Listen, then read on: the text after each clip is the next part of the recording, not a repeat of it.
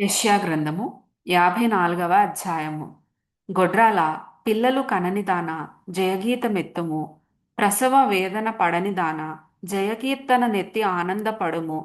సంసారి పిల్లల కంటే విడువబడిన దాని పిల్లలు విస్తారమగుదురని యెహోవా సెలవిచ్చుచున్నాడు. నీ గుడారపు స్థలమును విశాలపరచుము. నీ నివాస స్థలముల తెరలు నిరాటంకముగా సాగనిమ్ము. నీ త్రాళ్లను పొడుగు చేయుము. నీ మేకులను దిగగొట్టుము. కుడివైపునకును ఎడమవైపునకును నీవు వ్యాపించెదవు. నీ సంతానము అన్యజనముల దేశమును స్వాధీనపరచుకొనును. పాడైన పట్టణములను నివాస స్థలములుగా చేయును. భయపడకుము, నీవు సిగ్గుపడనక్కరలేదు. అవమానమును తలంచకుము, నీవు లజ్జపడనక్కరలేదు. నీవు నీ బాల్యకాలపు సిగ్గును మరచుదువు. నీ వైధవ్యపు నిందను ఇక మీదట జ్ఞాపకము చేసుకొనవు.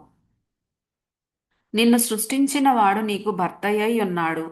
సైన్యములకు అధిపతియగు యెహోవా అని ఆయనకు పేరు. ఇశ్రాయేలు యొక్క పరిశుద్ధ దేవుడు నీకు విమోచకుడు. సర్వలోకమునకు దేవుడని ఆయనకు పేరు. నీ దేవుడు ఈ మాట సెలవిచ్చుచున్నాడు.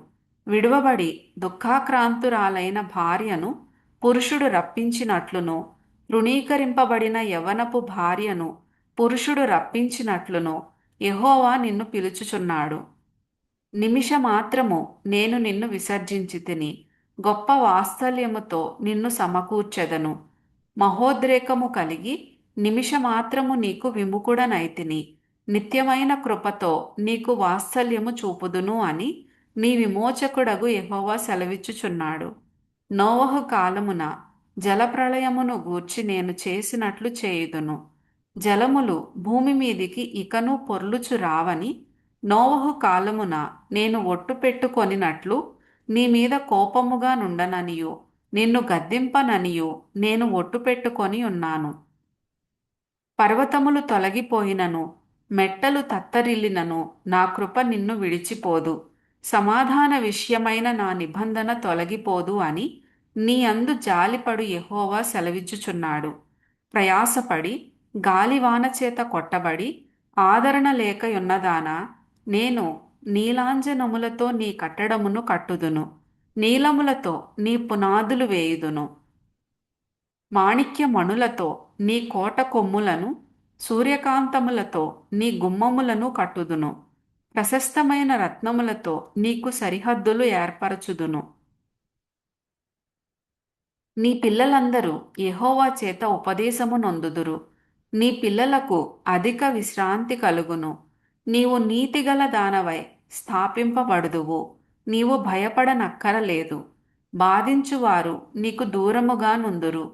భీతి నీకు దూరముగా ఉండును. అది నీ దగ్గరకు రానే రాదు.